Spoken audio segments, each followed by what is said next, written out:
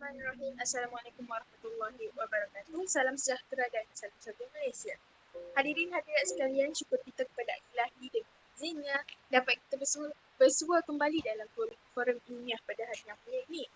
Hadirin yang dirahmati Allah sekalian, sebelum saya memperkenalkan panel-panel kita pada hari ini, kita sudah sedia maklum. Sejak akhir-akhir ini, banyak masalah moden yang timbul dalam lapangan perubatan yang perlukan pendapat dari sebelum untuk menjelaskan kedudukannya, seperti pembedahan kecantikan ataupun dikenal sebagai pembedahan kosmetik. Okey, mengikut tajuk kertas pada hari ini, kami akan membawa dan memilih beberapa perbincangan sebagai garis panduan kepada beberapa isu perubatan moden semasa ini dengan pengkhususan tentang pembedahan kosmetik. Okey, memandangkan ia berkait rapat dengan agama Islam, maka wajarlah kita membicarakan hal ini dengan lebih terperinci demi kesejahteraan umat Islam pada masa akan datang. Hadirin sekalian, tidak lengkap rasanya jika saya tidak memperkenalkan tiga orang ahli panel kita yang bijaksana, berdedikasi serta berkarisma pada hari ini ya. Okay, ahli panel pertama kita iaitu Cik Rafizah namanya. Namanya semanis orangnya, okay. Ahli panel kita yang kedua, Amin Shazlin, diberi nama seorang pemalu tapi bijak berbicara. Dan tidak lupa juga kepada Siti Nurzairah, iaitu ahli panel kita yang terakhir yang kelihatan sangat bersemangat pada hari ini ya. Baiklah, sebelum saya menyimpang lebih jauh, apakah pendapat saudari tentang hukum pembedahan kosmetik? Bolehkah saudari terangkan tentang hukum pembedahan kosmetik bermula daripada panel pertama kita iaitu Cik Rafizah. Terima kasih kepada pengurusi majlis kita yang cantik molek hari ini. Assalamualaikum warahmatullahi wabarakatuh. Dan salam sejahtera kepada pengurusi majlis dan semua ahli panel yang dikasihi. Hukum pembedahan kosmetik ini diwajibkan apabila prosedur ini untuk menutup luka, memperbaiki bekas luka parah atau menampal kesan terbakar pada wajah dan bahagian anggota yang boleh dilihat. Sebagai contoh, jika seseorang itu mengalami kemalangan yang mengakibatkan luka yang teruk di bahagian yang tidak tertutup seperti muka dan tapak tangan yang menjadikan topik perbualan seseorang dan membuatkan kita tidak yakin untuk berdepan dengan orang ramai.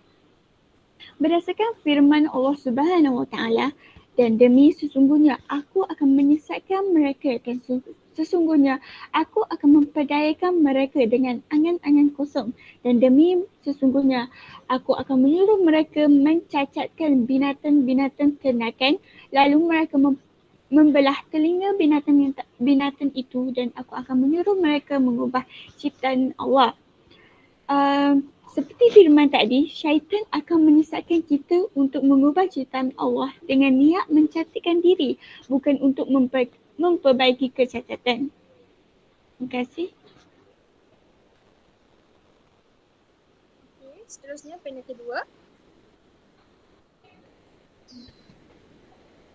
Assalamualaikum warahmatullahi wabarakatuh dan salam sejahtera.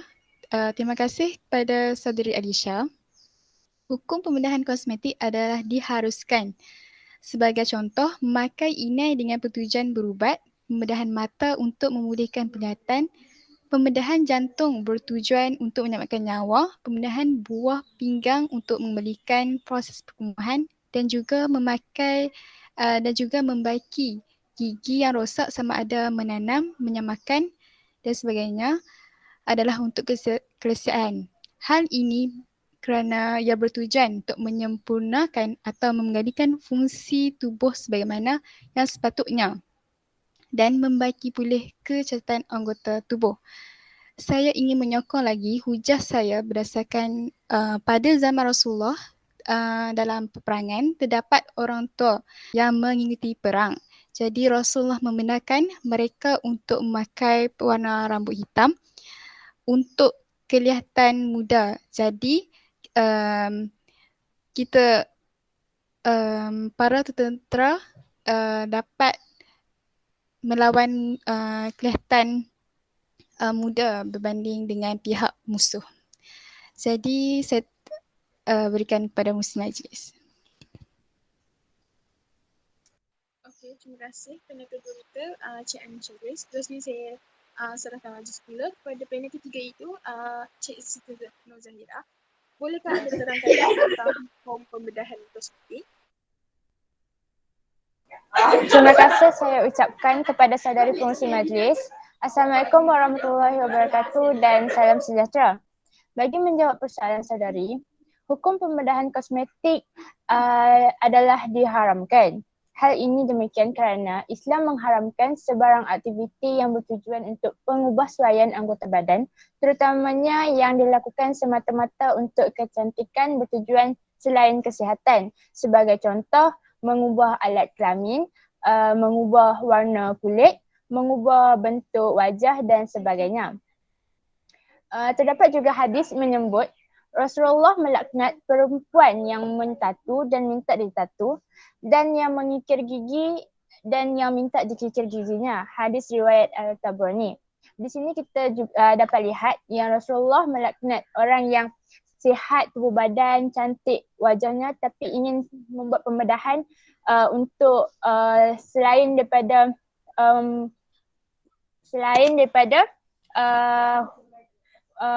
untuk mengubah ciptaan Tuhan.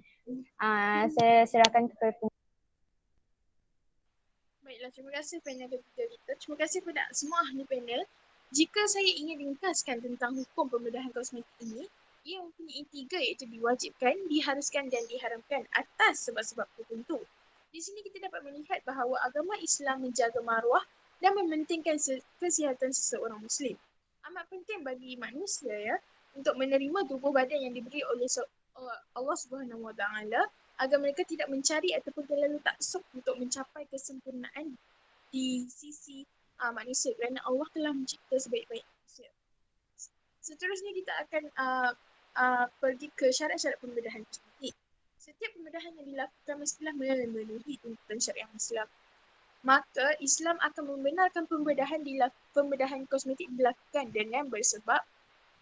Maka kita perlu tahu apa itu syarat-syarat yang membenarkannya. Saya serahkan semula kepada panel-panel kita untuk memberi ilmu dan info tentang syarat-syarat yang membenarkan pembedahan kosmetik.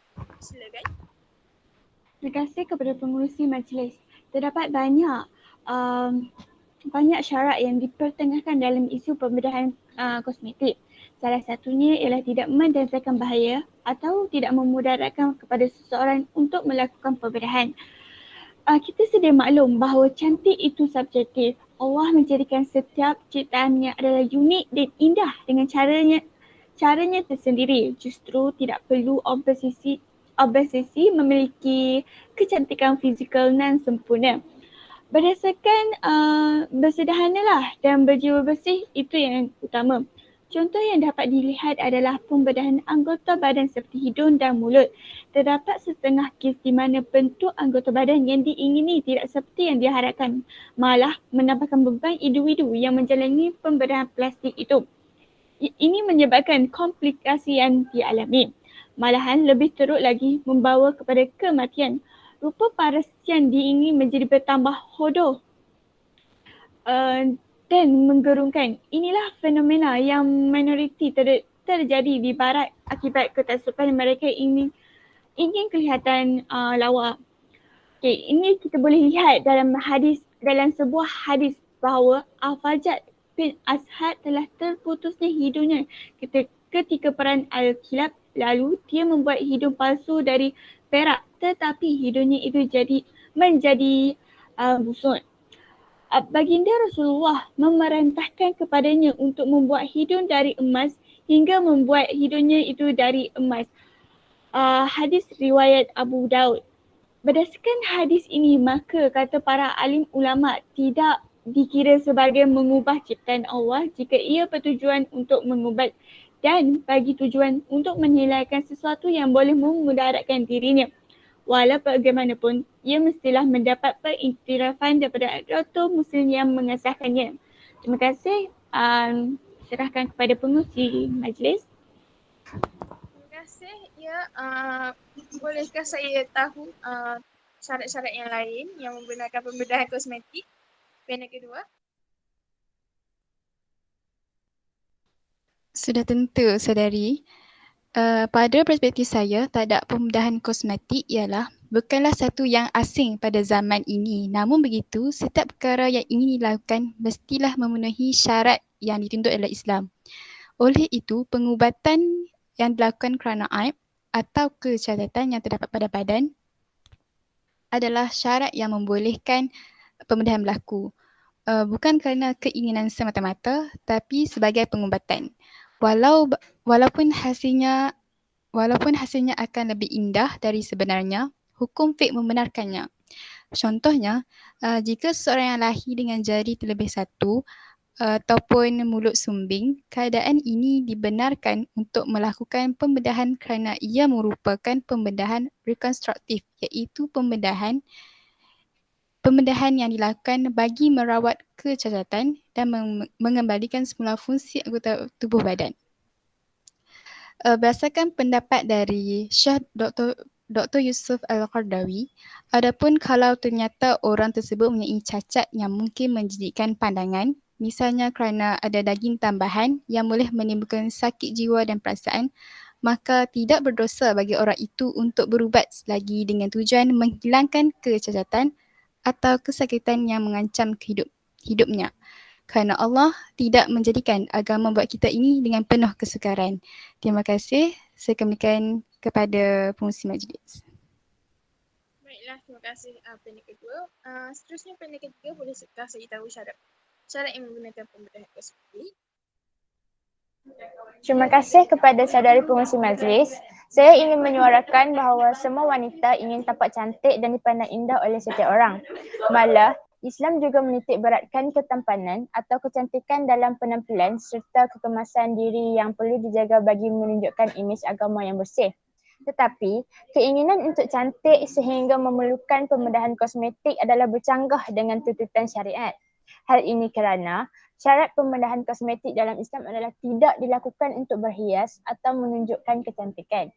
Hukumnya haram jika dilakukan semata-mata untuk kelihatan cantik dan menawan tanpa ada hajat untuk pengubatan atau merawat kecacatan. Semua perbuatan yang termasuk dalam kategori mengubah ciptaan Allah Subhanahu Wa Taala, maka hukumnya adalah haram. Allah Subhanahu Wa Taala telah menciptakan manusia, ada yang tinggi, ada yang pendek, ada yang hitam, ada yang putih, ada yang cantik dan ada pula yang buruk. Itu semua termasuk di antara tanda-tanda keesaannya dan penciptaannya. Dia Tuhan yang memberi bentuk sebagaimana firman-Nya. Dialah yang membentuk rupa kamu dalam rahim ibu kamu sebagaimana yang dikehendakinya. Tiada Tuhan yang berhak disembah melainkan Dia, yang Maha Kuasa lagi Maha Bijaksana. Janganlah kita mengubah ciptaan Allah Subhanahu Wa Taala kerana sesungguhnya syaitan sentiasa suka menghasut kita agar mengubah ciptaan Allah Subhanahu Wa Taala dan menyesatkan umat Nabi Adam. Kesimpulannya, segala yang dilakukan mestilah secara bersederhana dan konsisten. Saya serahkan semula kepada saudari pengurusi majlis. Terima kasih. Terima kasih kepada semua ahli panel kita yang menerangkan tentang syarat-syarat yang membenarkan pembedahan kosmetik ini. Jika kita ingin kaitkan hukum dan syarat ini, kita perlu tahu bahawa dengan adanya hukum, tetapi hukum itu masih perlu ada syarat untuk membenarkan pembedahan kosmetik dilakukan. Maka berdasarkan syarat-syarat yang dibincangkan tadi, amatlah penting bahawa kita melakukannya tanpa mengadakan niat dalam diri, iaitu hanya untuk kecantikan. Seterusnya kita akan masuk kepada kelebihan dan keburukan melakukan pembedahan plastik. Bolehkah saya serahkan kepada panel pertama kita untuk menerangkan kelebihan dan keburukan melakukan pembedahan kosmetik ini? Okey, terima kasih kepada pengurusi majlis. Terdapat banyak kelebihan dan keburukan melakukan pembedahan yang perlu kita ketahui dalam isu pembedahan kosmetik. Salah satu kebaikannya ialah membantu mengembalikan keyakinan diri seseorang.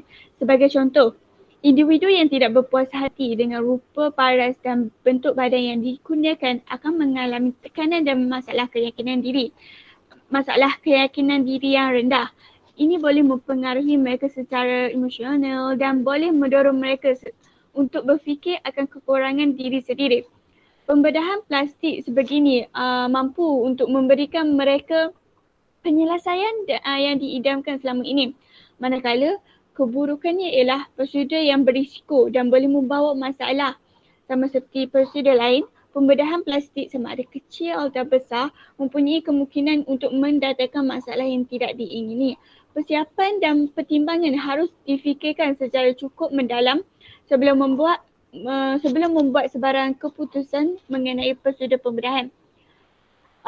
Seorang pesakit harus bersedia secara fizikal dan mental sebelum menjalani sebarang pembedahan kerana sebarang pembedahan jenis maafkan saya, seorang pesakit harus bersedia secara fizikal dan mental sebelum menjalani sebarang jenis prosedur kosmetik maupun plastik. Sebagai contoh, dalam beberapa kes kemalangan turut berpotensi untuk berlaku, justru pesakit harus berhati-hati dalam memilih pakai bedah plastik yang akan melakukan prosedur ini. Hal ini kerana kesalahan yang sedikit sudah cukup untuk menyebabkan masalah yang serius. Terima kasih. Kembali kepada pengurusi majlis. Betul apa yang dikatakan oleh panel pertama kita. Kelebihan dan keburukannya ada, tetapi jika kita lihat berdasarkan huraian yang diberi oleh panel pertama kita, keburukan mempunyai risiko yang sangat tinggi berbanding dengan kelebihan. Maka kita perlu membuat satu keputusan yang sangat berat jika kita ingin melakukan pembedahan kosmetik. Seterusnya, bolehkah saya tahu tentang kelebihan dan keburukan daripada panel kedua kita pula? Terima kasih kepada pengurusi majlis. Pembedahan plastik dapat meningkatkan tahap kesihatan dan kualiti hidup. Ini kerana dalam sesetengah kes, pembedahan plastik dapat menghasilkan peningkatan kualiti hidup yang berbeza. Ini biasanya digunakan untuk orang yang pembedahan dianggap secara perubatan yang lebih praktikal. Ini adalah suara dari sesetengah wanita. Akan tetapi, pembedahan plastik menyebabkan pembaziran. Ini kerana perkara yang paling penting sebuah pembedahan adalah jumlah wang yang diperlukan untuk melakukannya, iaitu melibatkan jumlah wang yang sangat banyak. Dan ia bergantung pada jenis prosedur. Ia boleh melibatkan ribuan ringgit dan perkara ini boleh menjadikan masalah bagi mereka yang tidak mempunyai wang yang mencukupi untuk dibelanjakan bagi merealisasikan prosedur pembedahan berkenaan. Ada juga yang tidak dilindungi oleh sebarang insurans kesihatan. Keadaan ini akan bertambah lebih teruk. Keadaan akan bertambah lebih buruk seterusnya merugikan kepada pengguna yang membuat pembedahan kosmetik. Jadi saya akan berikan pada pengurusi majlis. Betul apa yang dikatakan oleh panel kedua kita ya, walaupun ia dapat mempunyai kelebihan iaitu meningkatkan kualiti hidup, ia juga membazirkan wang kita, iaitu pembaziran adalah satu perkara yang disukai oleh syaitan ya, dan juga pembaziran juga dapat merugikan seseorang manusia itu demi mencapai kualiti hidup yang berbeza, tapi peningkatan kualiti hidup itu tidak akan memberi perubahan yang sangat drastik pun dalam dalam kehidupan seseorang itu. Bolehkah saya tahu pula apa pula pendapat daripada panel ketiga kita, saya? Terima kasih pengurusi majlis. Benar sekali apa yang dikatakan oleh saudari-saudari sekalian. Jadi, izinkan saya untuk menambahkan isi untuk keburukan melakukan pembedahan plastik, iaitu keburukannya ialah merubah ciptaan Allah dan tidak selari dengan kehendak Islam fitrah asal kejadian manusia yang diciptakan oleh Allah Subhanahu Wa Taala, merupakan sebaik-baik kejadian sebagaimana firman Allah Subhanahu Wa Taala dalam surah At-Tin. Maksudnya, sesungguhnya kami telah menciptakan manusia dalam bentuk sebaik-baiknya. Manusia merupakan makhluk yang diciptakan dengan begitu baik dari segi rupa paras, fizikal tubuh badan serta panca indera berbanding makhluk lain. dapat difahami bahawa perbuatan mengubah ciptaan ini didorong oleh hawa nafsu dan godaan syaitan sesuai dengan janjinya untuk menyesatkan anak Adam supaya melakukan perkara yang dilarang Allah. Asalnya, segala bentuk pembedahan yang membawa kepada perubahan anggota tubuh manusia adalah dilarang dan diharamkan jika dilakukan untuk tujuan kecantikan dan untuk kepuasan hati, bukannya kerana ada keperluan perubatan yang dibenarkan syarak. Sekian daripada saya serahkan kepada pengurusi majlis. Baiklah, terima kasih kepada tiga ahli panel kita pada hari ini. Berdasarkan kelebihan dan keburukan yang telah diceritakan, dapat saya membuat konklusi bahawa walaupun mempunyai kelebihan dan keburukan, tetapi jika kita dapat lihat daripada dapat dengar dan lihat daripada huraian yang diberikan, saya merasakan bahawa ia mempunyai kelebihan yang sangat minimal perubahannya dan mempunyai keburukan yang sangat tinggi risiko dan juga keburukan yang sangat maksimum dari segi kewangan dan juga kesihatan seseorang itu.